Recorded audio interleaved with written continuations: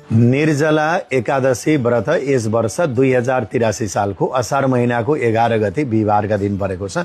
2026 जुन 25 तारिकका दिन निर्जला एकादशीको व्रत गरिरहेका छौँ। कहिलेकाहीँ अमेरिका क्यानाडा आदि गरेका देशमा अघिल्लो दिन एकादशी पर्छ भने यसपटक भने हामी एकै दिन यानि कि 25 जुन 2026 के दिन एकादशीको व्रत गरिरहेका छौँ। जो भक्त वैष्णवजनहरू पूरै वर्ष दिनभरिको एकादशीको व्रत गर्न सक्नुहुन्न भने यहाँहरूले निर्जला रहेर यस दिन व्रत भक्ति सम्पन्न गर्नुभयो भने वर्ष दिनभरिका एकादशीको व्रतको फल मिल्नेवाला छ। यो एकादशीलाई भीमसेनी पाण्डवी भीमसेनी एकादशी पनि भनिन्छ, किनभने भीमसेनले पनि यो एकादशीको व्रत राख्दथे।